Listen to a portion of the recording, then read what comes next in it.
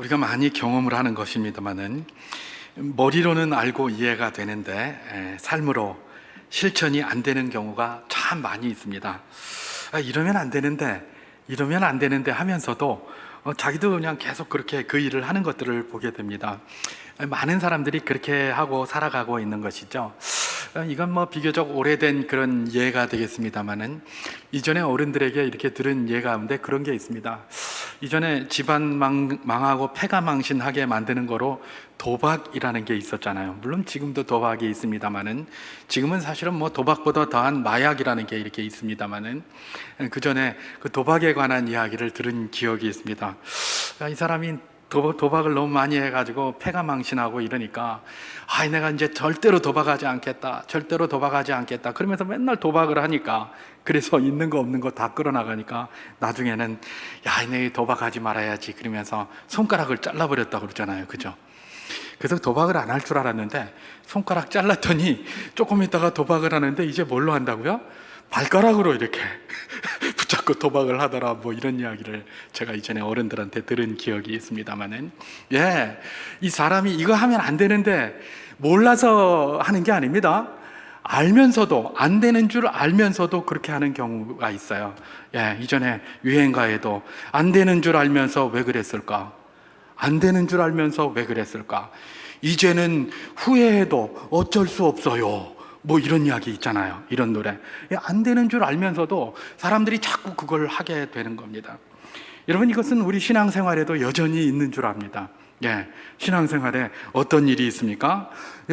믿음의 사람들은 누구나 말입니다, 우리가 하나님을 전적으로 의지해야 된다는 것들을 다 믿고 있습니다. 또 그렇게 고백을 하고 있습니다. 그리고 그렇게 고백을 하며 예배를 드리고, 그렇게 고백하니까 예배자의 자리에 나와서 예배하는 것 아니겠습니까? 그런데 실제로 이렇게 보면 그런 사실을 우리가 마음속에 믿고 고백하고 막 이렇게 하지만 행동은 조금 이렇게 다르게 움직일 때가 많이 있어요. 그렇잖아요. 그래서 저만 그렇습니까? 다 조용하시니까 저만 그런 것 같아요. 저는 그런 것 같아요. 이건 뭐 전적으로 의지해야 된다 이렇게 생각을 하면서도 뭐 그걸 뭐 확신하고 있고 또 성도들에게 설교도 하고 이러면서도 가만히 보면 저게 믿음이 있나 이렇게 생각될 때가 참 많은 게 바로 제 자신인 것을 보게 됩니다.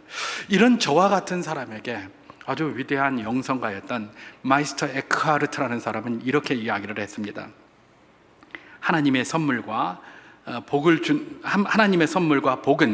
주는 분의 풍성함에 따르지 않고 받는 자의 믿음에 따라 달라진다, 이런 이야기입니다. 하나님의 복과 은혜는 주는 분, 하나님의 풍성하심에 따르지 않고 받는 자의 믿음에 따라 달라진다라는 겁니다. 여러분, 이게 무슨 말이겠습니까? 하나님은 그가 누구든지 은혜를 베푸시고 복을 주시기 위해서 풍성하게 이미 준비하셨다는 겁니다. 그러면 누가 그걸 받아 누린다는 겁니까? 받는 자의 믿음에 따라서 물꼬를 열고 입을 크게 벌리고 그렇게 하면 그 복이 충만하게 채워지는 것이지, 아무리 하나님이 큰 보고에다가 복을 가득 쌓아놔도 그 호스를 갖다가 연결해서 수도꼭지를 틀지 않으면 아무 소용이 없다는 걸 마이스터 에크하르트가 이야기를 하는 것 아니겠습니까? 그렇습니다. 여러분, 하나님의 복을 받아 누리는 것은 뭐다? 그가 가진 믿음의 경비례한다라는 사실들을 우리는 늘 기억해야 되는 것입니다. 혹시 내가 하나님의 복을 잘 못 받는 것 같다 그러면 나의 믿음이 어떠한가를 살피면서 하나님에게 더 큰 믿음 달라고 기도하는 것이 중요하다라는 사실을 우리는 기억해야 하는 것입니다. 결국은 하나님의 복은 무엇입니까? 어떤 누군가에게 한정된 게 아닙니다. 그가 누구든지 하나님을 전적으로 의지하고 믿고 기도하고 순종하는 자에게 하나님이 복을 부어주시고, 그리고 그 부어주시는 복을 받아 취하는 그 자가 곧 믿음이 충만한 사람이다라는 것들을 우리는 기억하게 되는 것입니다. 오늘 본문에서 바로 이렇게 하나님을 전적으로 의지함으로 복을 충만히 받았던 한 사람을 우리에게 소개하고 있는데요, 그 사람은 우리가 알고 있는 히스기야라는 왕입니다. 여러분, 저는 그래서 오늘 본문을 중심으로 해서 특별히 히스기야가 기도를 하면서, 특별히 아주 큰 문제 앞에서 기도를 하면서 이런 큰 문제 앞에서 어떤 삶의 모습을 보였는지, 또 그 삶의 모습 속에서 하나님이 어떤 복을 주셨는지를 한번 살피면서 말씀의 도전을 그렇게 받기를 소망합니다. 오늘 본문 열왕기하 20장 1절 말씀을 제가 한번 봉독해 보도록 하겠습니다. 그때 히스기야가 병들어 죽게 되매 아모스의 아들 선지자 이사야가 그에게 나와서 그에게 이르되 여호와의 말씀이 너는 집을 정리하라 내가 죽고 살지 못하리라 하셨나이다. 그런 말씀입니다. 이게 무슨 말이냐? 지금 요 시기가 어느 시기냐면 유다 왕 중에 아주 유명한 왕이 있습니다. 이 왕이 히스기야인데, 히스기야는 한 29년을 통치를 했어요, 왕으로. 그런데 그 중에 한 14년쯤, 그의 통치 기간 한 중간쯤 되는 그때에 이해할 수 없는 하나의 통보를 받았습니다. 그게 뭐냐면 하나님께서 이사야 선지자를 보낸 겁니다. 그러더니 이사야를 통해서 이야기를 해주는데 뭐라고 말씀을 하시느냐? 네 집 정리하라, 이제 네 신변 정리하라, 이런 얘기입니다. 이제 네 곧 죽게 됐다, 죽을 테니까 신변 정리하라, 이렇게 통보를 한 겁니다. 아니, 이사야도 사실 이런 거 전하기 어렵잖아요. 하나님 말씀이 아니면 어디 선지자가 감히 왕한테 가가지고 네 곧 죽을 테니까 신변 정리하라 이런 말 하겠습니까? 목숨을 걸고 하는 거예요. 하나님이 이런 말씀을 하지 않으셨다면 이사야가 감히 가서 할 수가 없는 것이죠. 그러니까 이게 하나님이 뜻이라고 이사야가 가서 그렇게 전한 것입니다. 아니, 무슨 이유인지 성경에 나와 있지 않아요. 왜 이런 이유 때문에 이렇게 네가 죽게 되었다는 건 모르겠고, 그냥 네 죽게 됐다는 거예요. 그러니까 신변 정리하라는 거예요. 여러분, 이때가 언제입니까? 굉장히 아주 격변기였습니다. 오늘 본문은 그때라고 시작하고 있습니다. 이 그때가 언제냐? 바로 이때인데 굉장한 격변기였어요. 어떤 격변기냐?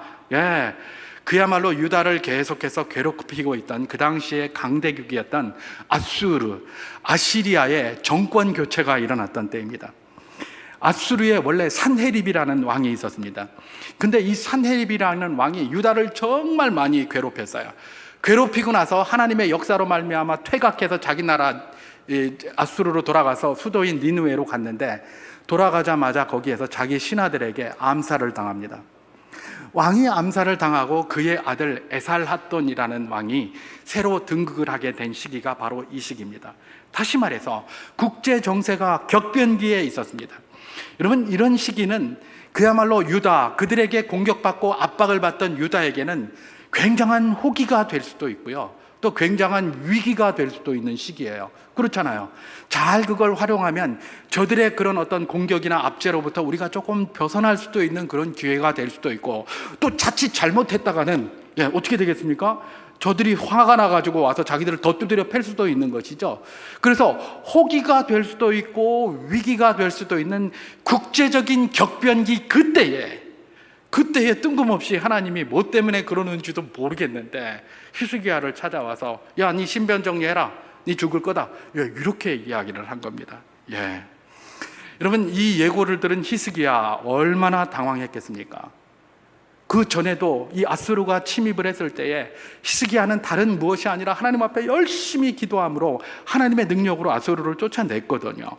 굉장한 그런 믿음이 좁은 사람인데 이 소리를 듣고 굉장히 당황했을 겁니다. 여러분, 히스기야만 당황했겠습니까? 그 당시에 히스기야의 신하들은 또 얼마나 당황했겠습니까? 왜요? 그 당시에 사람들의 생각은 다른 것이 아니었어요. 다른 일반 사람도 아닌 왕이 갑자기 죽을 병에 걸렸다? 이건 하나님의 저주다라고 생각을 했어요. 그 당시에 사람들이 그렇게 생각하고 살았던 사람이에요. 근데 갑자기 뭔 이유인지도 모르겠는데 갑자기 죽는다는 통보를 받았어요. 도대체 우리 왕이 뭔 죄를 짓길래 하나님 앞에 저주를 받는단 말인가? 왜 이런 생각이 들지 않겠습니까? 그러니까 그것은 히스기야 왕만 당황한 것이 아니라 그의 신하들도 굉장한 당황이 돼요. 근데 그의 신하들만 그렇습니까? 오늘 우리가 이 성경을 읽는 우리 믿음의 사람들도 이 상황을 보면 당황하지 않을 수가 없습니다. 왜 그렇습니까? 여러분, 히스기야가 누구냐? 이거 우리가 질문해 보면 답은 뻔해요. 여러분, 히스기야가 어떤 사람입니까? 이스라엘이 북이스라엘과 남유다로 나눠졌습니다. 북이스라엘은 9개의 왕조가 지나가면서 19명의 왕이 바뀌었습니다. 그럼에도 불구하고 거기에서 선하다라고 들은 왕이 한 명도 없습니다. 전부 악한 왕이라고 그랬어요, 북이스라엘은. 그리고 히스기야가 속해 있는 남유다 왕국 말입니다. 여기는 다윗 왕조라는 한 왕조가 잘 연결이 됐습니다. 물론 중간에 아달랴라는 이상한 사람이 하나 등극을 하긴 했었습니다만은 이 다윗 왕조가 그대로 잘 연결이 됐어요. 그리고 왕이 20명이 교체가 됐습니다. 그 20명 교체 중에서 딱 4사람만 하나님 앞에 선한 왕이라고 칭찬받았지, 나머지 16명은 전부 악하다고 들었거든요. 근데 그 4사람이 누구입니까? 우리가 잘 아는 것처럼 아사 왕이 그런 왕이고, 여호사밧 왕이 그런 왕이고, 히스기야 왕이 그런 왕이고, 요시야 왕이 그런 왕입니다. 여러분, 여기에 누가 들어있습니까? 히스기야가 들어있어요. 히스기야는 굉장히 선한 왕이라고 하나님이 칭찬하시는 그런 왕이에요. 그리고 그는 그렇게 살았어요. 조금 나이브한 점은 있었지만, 조금 순진한 점은 있었고, 그래서 그러다 보니까 실수도 많이 하고 이런 것은 있었지만, 정말 하나님 앞에 전심으로 살려고 했던 사람이 누굽니까? 히스기야예요. 그런데 히스기야가 갑자기 중병에 걸려서 하나님께서 선지자를 보내서 네 신변 정리해라, 근데 곧 죽게 될 것이다, 이런 소리를 듣게 된 거예요. 왜 그렇게 됐는지 이유도 없어요. 뭐 때문에 그렇지 성경에도 안 나와요. 그러니 우리가 보기에도 굉장히 당황스러워요. 아니, 악한 왕이어서 그렇다면 우리 당연하다고 생각하지 않겠습니까? 오히려 그가 악한 왕이라면 당연하다고 생각하고, 오히려 안 죽는다 그러면 이상하게 생각합니다. 아니, 이런 악한 것들을 하나님 도대체 뭐 하시고 그냥 놔두나, 이거 처단해버리지, 이런 생각하지 않겠습니까? 그런데 이 사람은 선한 왕이에요. 그야말로 우리가 보기에도 믿음의 본이 될 만한 사람이고, 늘 하나님 앞에서 몸부림치면서 하나님의 은혜를 사모하며 살았던 바로 그런 사람이에요. 그런데 갑자기 이유도 모르겠는데, 이유도 없이 뭐예요? 네 죽게 됐으니까 보따리 싸라, 이런 말을 하고 있는 것이죠. 이것은 그때의 그 상황에 처했던 히스기야 왕 본인을 굉장하게 당황시켰을 뿐만 아니라 그 신하들도 당황시켰을 것이고, 여전히 오늘 우리 믿음으로 살아가려고 하는 우리들에게도 굉장히 당황스러운 일이 분명합니다. 이유도 모르겠는데 갑자기 죽게 되었으니까 신변 정리하라. 그것도 믿음으로 열심히 살려고 했는데, 그 믿음으로 열심히 살아보려고 노력하는 우리들에게 굉장한 충격과 당황스러움이 아니겠습니까? 바로 그것인 것입니다. 그러나 이런 사실을 통해서 우리가 받아야 할 교훈이 하나 있는 것이죠. 먼저 그 교훈이 무엇이겠습니까? 사실 우리 삶에 다양한 모습들이 나타납니다. 이 다양한 모습들은 그 사람의 믿음의 좋고 나쁨과 상관성이 있습니다만 항상 상관성이 있는 것은 아니라는 겁니다. 그 사실을 우리가 깨달아야 돼요. 저 사람 믿음 열심히 좋게 살아가는데 왜 저런 믿음 좋은 사람이 저런 일을 당하지? 이렇게 생각할 때가 우리에게 참 많지 않습니까? 그러나 그렇게 믿음 좋은 사람도 그렇게 될 수 얼마든지 있다는 겁니다. 그게 이런 말씀이 우리에게 주는 도전이에요. 그러니까 내 앞에 펼쳐진 그 상황만 가지고, 어떤 사람 앞에 펼쳐진 그 상황만 가지고 그것을 평가해서는 안 된다는 겁니다. 이전에는 보면 돈 잘 벌고 힘 있고 능력 있고 막 하면 하나님이 복을 많이 주셨다라고 생각 많이 했잖아요. 그런 경우도 있어요. 그러나 꼭 그런 것만은 아니죠. 항상 상관관계가 있는 것은 아니에요. 그렇기 때문에 모든 것은 하나님의 손에 있다라는 사실들을 우리가 기억하면서, 그것이 항상 상관관계에 있지 않다라는 것들을 우리는 늘 기억해야 되는 것입니다. 이것을 그야말로 잘 증명하는 게 있습니다. 그게 어디냐면 시편에서, 다윗의 시 중에 시편 중에 시편이고 시편의 정수라고 알려져 있는 시편 23편에 보면 바로 이 내용이 잘 기록되어져 있는 것이죠. 그래서 제가 시편 23편 1절에서 4절까지 말씀을 한번 봉독해 보도록 하겠습니다. 여호와는 나의 목자시니 내게 부족함이 없으리로다. 그가 나를 푸른 풀밭에 누이시며 쉴 만한 물가로 인도하시는도다. 내 영혼을 소생시키시고 자기 이름을 위하여 의의 길로 인도하시는도다. 내가 사망의 음침한 골짜기로 다닐지라도 해를 두려워하지 않을 것은 주께서 나와 함께 하심이라. 주의 지팡이와 막대기가 나를 안위하시나이다. 이렇게 기록하고 있습니다. 여러분, 시편 23편은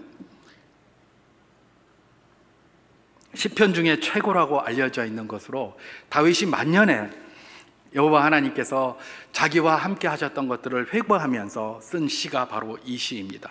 여호와는 나의 목자시기 때문에 내가 부족함이 없다라고 그렇게 고백한 거예요. 부족함이 없다.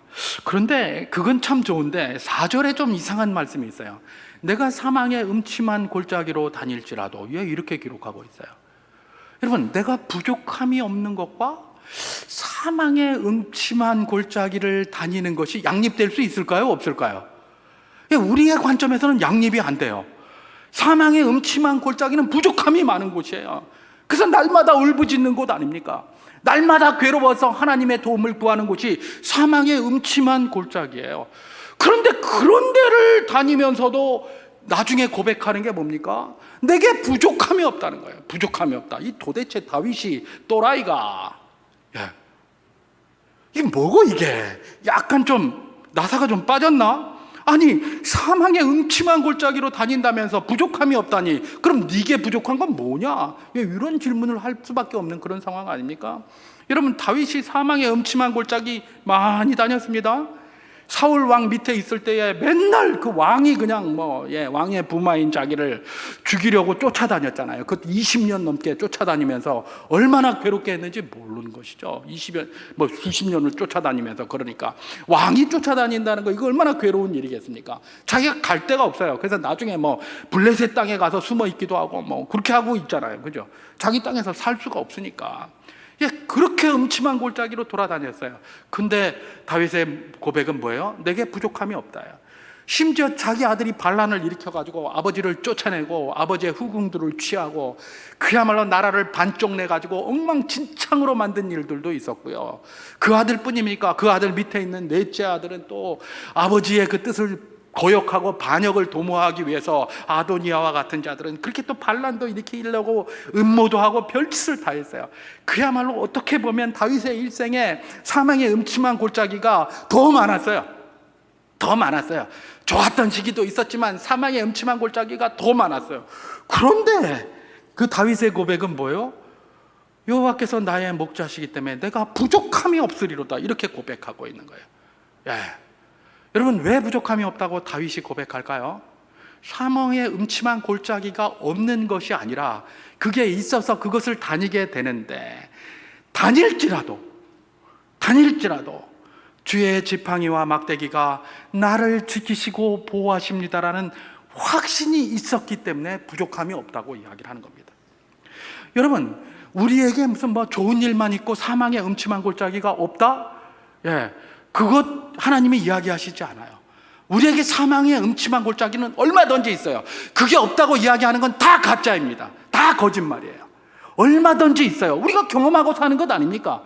우리가 믿음이 부족해서 그렇습니까? 아닙니다. 다윗과 같은 사람도 그런 게 있었어요. 다윗은 누굽니까? 하나님의 마음에 맞는 자라고 칭찬받은 사람이에요. 그런데 그런 게 있었던 거예요. 근데 여러분, 여기서 우리가 기억해야 될 것이 무엇입니까?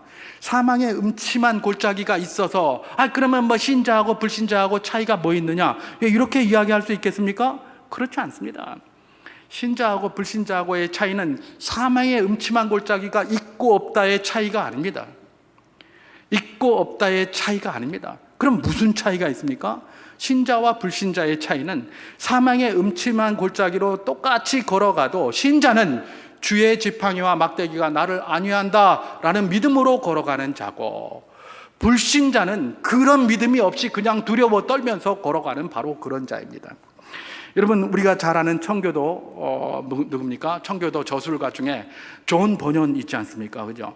존 버년이 쓴 철로 역정에서 이야기하는 게 뭡니까? 그냥 엄청난 괴수가 나와서 잡아먹으려고 왁 달려드는데 알고 봤더니 뒤에 목줄이 달려 있는 거예요. 그래서 와 하면 여기까지 오지 더 이상 오지는 않는 거예요. 근데 와 하니까 그냥 기절해 버리는 거예요, 사람들이. 그죠? 여러분, 사망의 음침한 골짜기가 우리 가운데 얼마든지 펼쳐질 수 있습니다.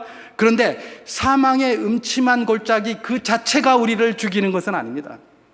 사망의 음침한 골짜기 그 자체가 우리를 넘어뜨리고 우리를 죽이는 것이 아니에요. 그럼 뭐가 우리를 죽입니까? 그 음침한 골짜기를 들여다보고 우리가 스스로 넘어지는 거고요, 스스로 주저앉는 것이고요, 스스로 쓰러지는 거예요. 하나님을 알지 못하는 사람들이 그렇게 해서 스스로 낭망하고 스스로 무너지고 스스로 넘어져서 스스로 죽어가는 거예요. 사망의 음침한 골짜기 자체가 우리를 죽이지 못합니다. 그건 우리를 위협할 뿐입니다. 그러면 그것을 어떻게 극복합니까? 주의 지팡이와 막대기가 나를 안위하시나이다. 그런 믿음으로 걸어가는 겁니다. 그런 자를 세상이 감당할 수가 없는 것입니다. 그게 성경이 이야기를 하는 것입니다. 여러분, 사망의 음침한 골짜기가 순간순간 있습니까? 예, 그것이 문제가 아닙니다. 사망의 음침한 골짜기를 우리가 어떻게 걸어가느냐가 더 중요한 것이죠. 오늘 본문이 이야기하는 것, 아무리 믿음이 좋은 사람이라고 할지라도 사망의 음침한 골짜기가 여전히 따라다니고 상존한다는 바로 그 사실입니다. 그 사실을 우리가 직시하면서 그런 상황이 있을 때에 이 왜 사망의 음침한 골짜기가 나에게 왔노? 예, 이렇게 하지 말라는 겁니다. 오늘 히스기야가 어떻게 했는지 우리는 거기서 배워야 하는 것입니다. 히스기야 한번 보십시오. 갑자기 사망의 음침한 골짜기가 자기에게 다가왔습니다. 뭔지 이유도 모르겠습니다. 이 위기에, 격변기에, 이 중요한 때에 갑자기 뭔지도 알 수도 모르겠는데 하나님께서 이사야 선지자를 보내가지고 네 이제 죽게 됐으니까 신변 정리하라 이렇게 얘기를 하니 얼마나 당황스럽습니까? 히스기야가 이때에 행한 태도를 한번 보시기 바랍니다. 히스기야는 이런 사망 통보를 받았을 때에 하나님, 이게 뭔 말입니까? 도대체 내가 뭘 잘못했습니까? 도대체 내가 얼마나 하나님을 의지했는지 아시잖아요. 근데 이게 너무한 거 아닙니까? 원망하지 않습니다. 그리고나 또는 아이고 열심히 해봐도 아무 소용없네. 아무리 하나님 앞에 열심히 살았는데 뭐가 이게 이럴 바에는 내가 뭐하러 믿음 생활하겠노? 될 대로 됐더라 라고 하면서 포기하지도 않았습니다. 어떻게 했습니까? 히스기야가 그런 통보를 받게 되었을 때, 그런 사망의 음침한 골짜기를 걷게 되었을 때에 그가 한 행동이 오늘 본문 열왕기하 20장 2절에서 3절까지 말씀에 기록되어져 있습니다. 제가 한번 봉독해 보겠습니다. 히스기야가 낯을 벽으로 향하고 여호와께 기도하여 이르되, 여호와여, 구하오니 내가 진실과 전심으로 주 앞에 행하며 주께서 보시기에 선하게 행한 것을 기억하옵소서 하고 히스기야가 심히 통곡하더라. 그렇게 얘기를 합니다. 예, 하나님, 내가 하나님 보시기에 정말 열심히 살지 않았습니까? 그것만 좀 기억해 주십시오.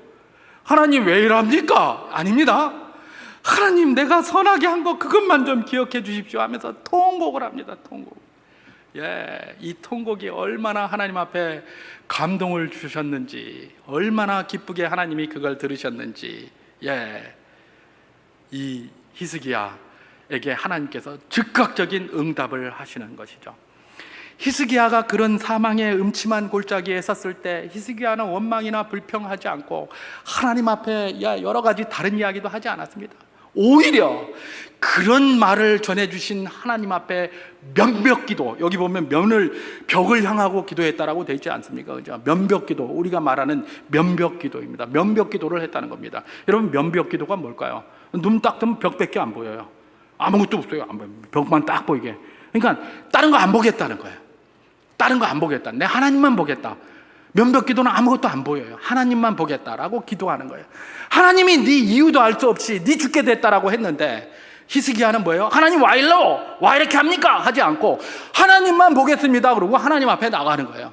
자기를 이유도 없이 네 죽는다고 한 그 하나님 앞에 나아가서 오히려 기도하는 거예요. 하나님, 나를 불쌍히 여기시고 내가 선한 일 행한 거 그것만 좀 기억해 주십시오 하면서 통곡을 하면서 면벽 기도를 한 것이죠. 하나님이 얼마나 감동을 했는지 오늘 본문 열왕기하 20장 4절에서 5절 말씀을 제가 한번 봉독해 보도록 하겠습니다. 이사야가 성읍 가운데까지도 이르기 전에 여호와의 말씀이 그에게 임하여 이르시되, 너는 돌아가서 내 백성의 주권자 히스기야에게 이르기를, 왕의 조상 다윗의 하나님 여호와의 말씀이 내가 내 기도를 들었고 내 눈물을 보았노라. 내가 너를 낫게 하리니 내가 3일 만에 여호와의 성전에 올라가겠고. 그렇게 얘기를 합니다. 예, 하나님이 그 히스기야의 면벽 기도를 얼마나 기쁘게 받으셨는지 즉각 응답하십니다.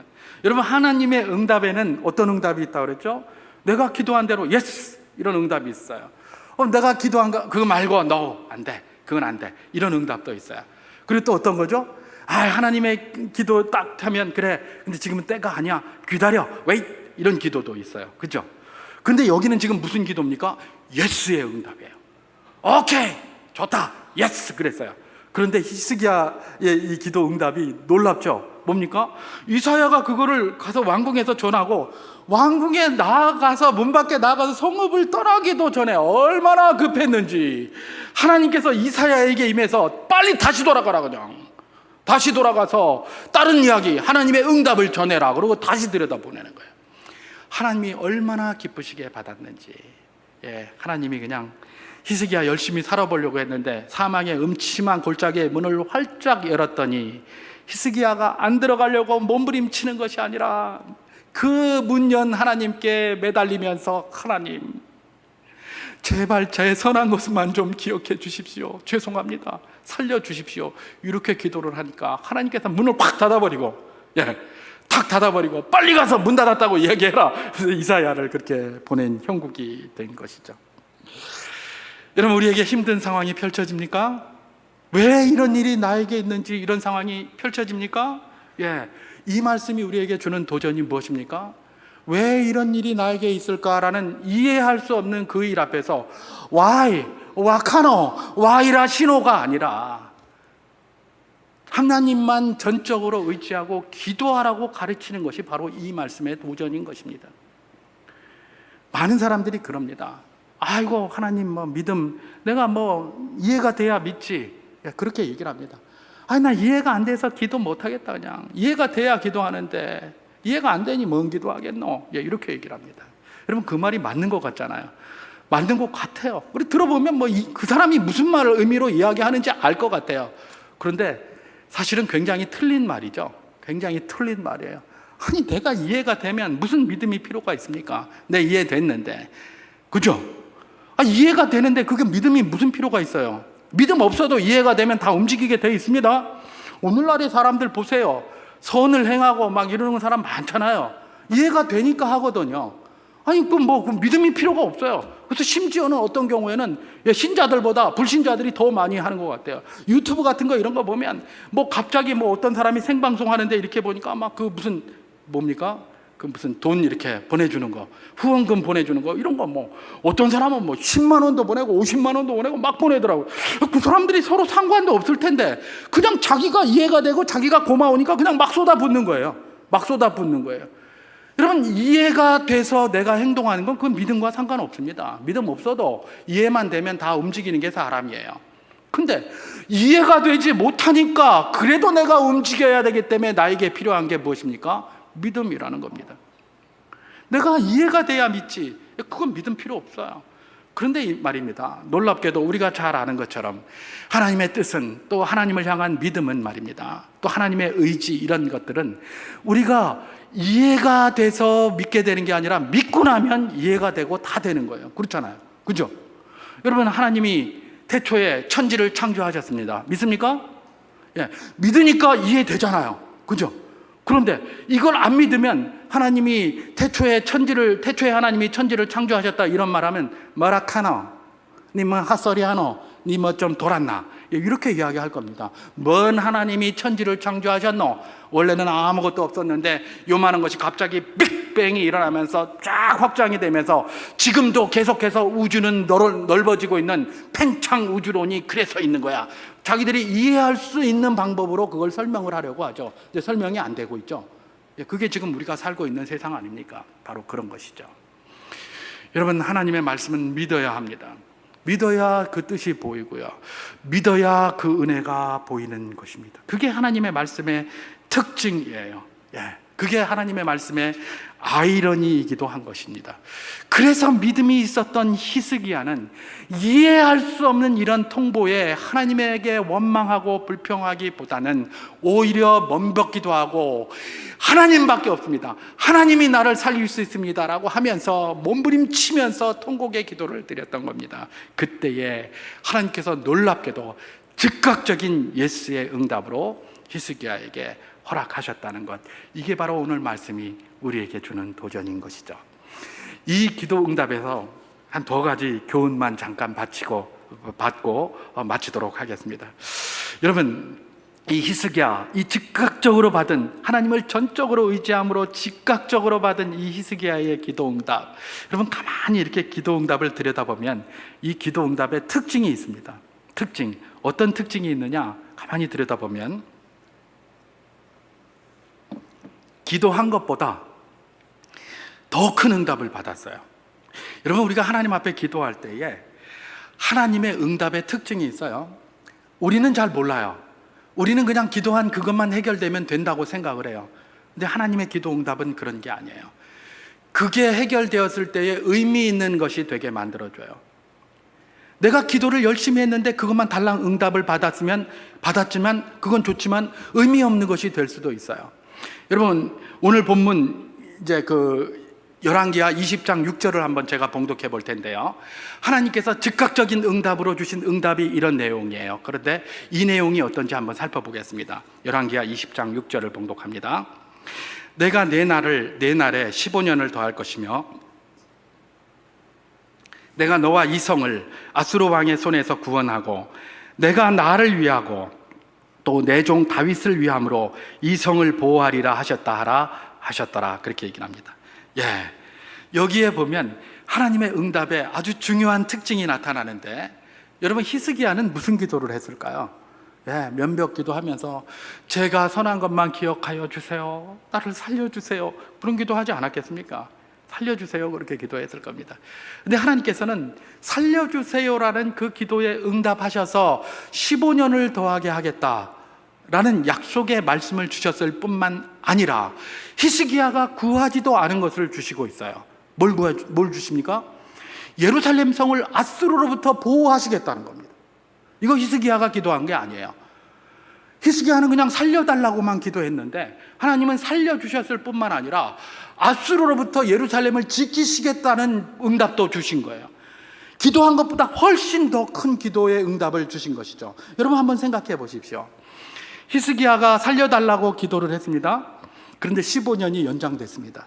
자, 그런데 예루살렘 성이 아수르에게 망한다면 히스기야가 15년 더 사는 게 의미가 있을까요? 없을까요? 없는 거죠. 오히려 빨리 죽는 게 낫죠. 그 이방인들한테 망해가지고 말입니다. 포로로 붙잡혀가면서 왕이 얼마나 치욕을 당하겠습니까? 대표적인 사람이 있잖아요. 유다의 제일 마지막 왕 시드기야 말입니다. 시드기야가 바벨론에 포로로 붙잡혀갑니다. 항복하고 나서 손목 묶여서 질질 끌려갑니다. 질질 끌려가는데 그냥 끌려가는 것도 아니죠. 두 눈이 뽑힙니다. 두 눈이 뽑혀가지고 왕이 손목 이렇게 하고 질질질질 끌려가는 거예요. 이게 시드기야의 최후였어요. 여러분, 히스기야가 아무리 15년 더 살면 뭐합니까? 이 예루살렘이 멸망되면 지도 눈 뽑혀가지고 질질질 끌려갈 수밖에 없는 거예요. 이게 그의 운명이에요. 더 사는 것에 무슨 의미가 있겠습니까? 여러분, 사울이 자살을 했습니다. 왜 자살을 했습니까? 이방인의 손에 할례 받지 못한 자에게 막 내가 이렇게 죽는 거 내가 막 원치 않는다 그러면서 그냥 자기 쫄병들한테 나 좀 죽여달라고 하다가 안 죽이니까, 감히 못 죽이니까 자기가 스스로 죽고 말았어요. 차라리 죽는 게 낫다, 그렇게 생각하지 않았겠습니까? 바로 그런 것입니다. 여러분, 하나님께서 히스기야의 기도는 나를 살려달라는 기도다라고 했지만 하나님은 그 기도에 응답하실 뿐만 아니라 그 기도가 온전케 되게 하기 위하여 완전한 회복의 역사도 약속해 주신 것입니다. 아수르로부터 예루살렘을 지켜주시겠다는 바로 그것이었습니다. 그래서 아수르는 그 후로도 예루살렘에 대해서는 침공하지 못했습니다. 결국은 아수르가 나중에 예루살렘이 멸망하기 전에 망했고요. 그리고 나서 예루살렘이 바벨론에게 이렇게 포로로 들어가게 되는 그런 역사가 있는 것 아니겠습니까? 하나님의 약속대로 이루어진 것이었던 것이죠. 그렇습니다. 하나님은 우리가 기도한 것보다 더 큰 것으로 주시는 분이십니다. 요즘 우리가 역대하로다가 역대기로 그렇게 은혜를 나누고 있습니다만은 역대기로, 역대상으로, 여러분, 역대하 1장에 보면 이 솔로몬의 기도가 나오고 하나님의 응답이 나옵니다. 솔로몬이 기브온에 올라가 가지고 산당에서 1,000마리의 그런 어떤 소를 가지고 번제를 탁 드립니다. 하나님이 거기에 얼마나 감동을 하셨는지 솔로몬에게 나타나시죠. 그래서 뭐라고 얘기를 합니까? 야, 솔로몬아, 니 대단하다. 내 니한테 소원 하나 들어줄게. 그 램프의 지니가 말하는 것처럼 소원 하나 들어줄게. 니 소원이 뭐고? 내 들어줄게. 딱 그랬어요. 그랬더니 이 솔로몬이 하나님 앞에 들어달라고 요구하는 게 있습니다. 그 하나가 있어요. 이건 사실은 솔로몬이 한 게 아니에요. 여러분, 요즘 우리가 성경을 가지고 쭉 이렇게 큐티를 하고 있습니다만은 다윗이 자기 아들에게 가르친 거예요. 이렇게 하라고. 그래서 다윗 아버지에게 배운 그대로 이 하나님께 기도를 합니다. 뭐라고 기도합니까?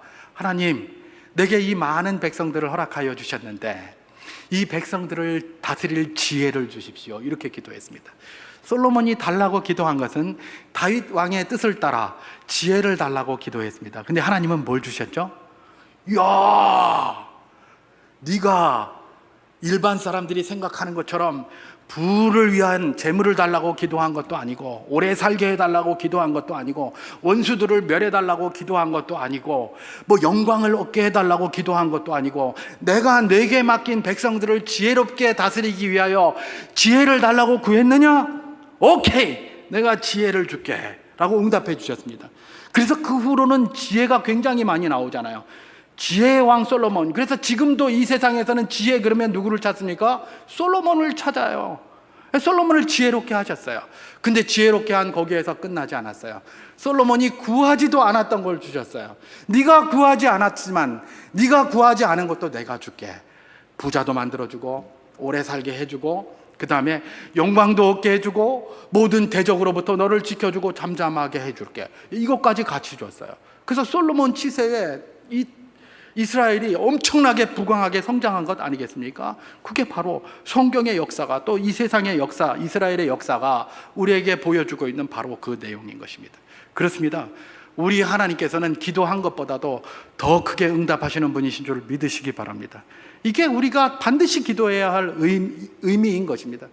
우리가 기도한 게 때로는 불완전한 게 많아요. 내가 원하는 대로 이렇게 됐다고 해서 그게 다 좋은 게 아닐 수가 있습니다. 마치 히스기야가 살려달라고 했는데 15년만 달랑 살게 하고 아수르로부터 멸망하면 무슨 의미가 있겠습니까?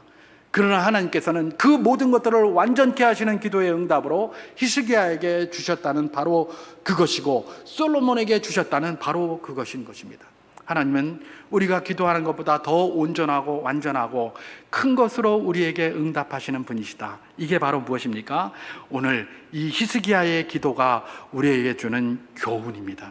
한 가지만 더 짧게 살펴보면, 히스기야의 기도 가만히 살펴보면 우리에게 주는 교훈이 있는데, 그것은 뭐냐? 그 기도하는 사람이 누구라도 괜찮고, 또 기도를 무엇을 가지고 기도해도 괜찮다는 겁니다. 그게 바로 이 히스기야의 기도가 우리에게 주는 교훈입니다. 많은 사람들이 이렇게 생각하는 사람들이 있습니다. 기도하라 그러면 내가 하나님 앞에 기도할 면목이 없습니다. 그냥 내가 기도하면 면목이 없습니다. 그리고 기도 안 해요. 내가 뭔 면목으로, 내가 무슨 염치로 하나님 앞에 기도하겠노? 지금까지 내 이러고 살았는데, 이러면서 이런 생각하는 분들이 의외로 많아요. 그리고 그거 가지고 하나님은 모든 걸 가지고 기도하라 그랬는데, 이런 걸 가지고, 사소한 걸 가지고 기도하노? 이런단 말이죠. 그러나 우리 주님께서는 사소한 것, 그것 가지고 기도해야 된다고 이야기를 하셨어요. 왜냐하면 주님은 다 듣기를 원하시는 거거든요. 난 주님을 좀 편하게 해드려야지, 이것 가지고 주님 귀찮게 하면 되겠느냐? 주님은 귀찮아 하시는 분이십니까? 아니십니까? 안 귀찮아해요. 주님은 졸지도 아니시고 주무시지도 아니하신다고 그랬어요. 귀찮은 건 사람이 귀찮지 하나님은 안 귀찮아요. 그러니까 하라고 그러면 하면 되는데, 하나님, 내가 귀찮으니까 하나님도 귀찮아할 것이다 라고 생각하고 스스로 안 하는 거예요. 그게 아니에요. 하나님은 그것이 무엇이든, 그가 누구이든 기도하라고 하신 거예요. 기도하면 돼요. 하는 것이 우리에게 주어진 책무예요. 결과는 하나님의 손에 있고 판단은 하나님의 손에 있는 거지, 우리가 결과를 예단하고 우리가 그것을 판단하는 자가 아니라는 것이에요. 기도하라 그러면 그가 누구든지, 기도하라 그러면 그것이 무엇이든지 붙잡고 기도하면 되는 거예요. 그게 오늘 히스기야의 이 기도가 우리에게 보여주는 것입니다. 오늘 열왕기하 20장 2절에서 3절 말씀을 제가 다시 한번 봉독해 보도록 하겠습니다. 히스기야가 낯을 벽으로 향하고 여호와께 기도하여 이르되, 여호와여 구하오니 내가 진실과 전심으로 주 앞에 행하여 주께서 보시기에 선하게 행한 것을 기억하옵소서 하고 히스기야가 심히 통곡하더라. 그렇게 얘기를 합니다. 여기서 히스기야가 뭐라고 얘기를 합니까? 주께서 보시기에 선하게 행한 것을 기억하옵소서. 내가 많은 행동을 했는데 주께서 보시기에 선하게 행동한 것만 좀 기억하시고 제발 저를 살려주십시오 라고 하면서 통곡을 하는 겁니다. 여러분, 히스기야의 이 기도는 우리 주님의 속성을 아주 잘 보여주고 있습니다. 사람은 말입니다, 선한 것보다 악한 것을 많이 기억하려고 그래요. 그죠? 요즘 우리 뉴스 보면 알잖아요. 그죠? 뉴스를 보면 그냥 뭐 우리나라에 좋은 것도 많고 선한 것도 많고 참 좋은 게 많은데 전부 악한 일들만 이야기를 합니다. 사람들이 불안해서 밖에를 못 가요. 예, 서울에 1,000만의 인구가 살고 있는데 거기에서 하나의 아주 위험한 사건이 하나 벌어졌습니다. 근데 그것만 계속 이렇게 해요. 그러니까 사람들이 밖에를 못 나가는 거예요. 지하철을 못 타게 하는 거예요. 아니 그것보다도 더 큰 은혜가 거기 많이 있는데 그것 하나 얘기했으면 다른 거 2개 이야기하고 3개 이야기해야 되는데 그거 하나도 이야기를 안 해요. 왜 그럴까요? 예, 언론인들도 할 말이 있죠. 좋은 것만 이야기하면 사람들이 관심을 안 갖는다는 거예요. 이런 거 아주 그냥 뭐 그야말로 사람의 저 밑바닥에 있는 그런 것들을 탁 끌어내는 이런 걸 탁탁 쳐줘야 사람들이 뉴스도 보고 뭐도 보고 이런다는 거예요. 그러니까 그 인간의 죄된 본성을 삭삭 긁는 그런 것만 갖다가 하는 거예요. 그 세상이 다 그런 줄 알아요. 세상에 좋은 것도 많고 귀한 것도 많고 뭐 좋은 것도 많은데 여러분 이건 뭐예요? 인간의 속성을 보여주는 거예요. 인간은 좋은 거 안 보려고 합니다. 예, 불 나면 그냥 불 구경하는 거고 홍수가 나면 떠내려가는 거 구경하고 옛날에 그런 말 있잖아요. 세상에서 제일 재밌는 게 뭐라고 그러죠? 싸움 구경하는 거라고 그러잖아요. 그죠? 그 다음에 불난 거 구경하는 게 제일 재밌다고 그래요. 하와이에서 불이 났습니까? 예, 얼마나 좋아하겠습니까 인생들이. 그러나 그걸 그렇게 드러내지 못하니까 후원도 하고 박수치고 이렇게 하는 겁니다. 위로도 하고 이렇게 하는 거예요. 이 본성은 그래요. 그 다음에 물난리 구경하는 게 제일 좋다고 그러잖아요. 이런 거 못 들어보셨습니까? 예, 제 촌놈이라서 촌에서 이런 얘기 많이 해요. 어른들이 제일 재미있는 3가지 광경, 남 싸움하는 거, 불난 거, 홍수난 거, 이거 구경하는 게 제일 재미있는 거라고 그렇게 배웠어요 제가. 예, 여러분 이게 뭘 이야기를 합니까? 인간의 본성이에요. 인간은 남이 안 되고 남이 무너지고 이런 거 좋아해요. 남의 좋은 거 선한 것보다 남의 악한 거, 남이 안 되는 것들, 이 부정적인 것들 이런 거를 좋아하는 거예요. 그런데 우리 하나님은 놀랍게도 그런 분이 아니시라는 거예요. 어떤 분이에요? 부족한 게 있지만 선한 것만 보시는 분이라는 거예요. 이게 우리 하나님이시라는 거예요. 로마서 3장 25절 제가 한번 봉독해 보도록 하겠습니다.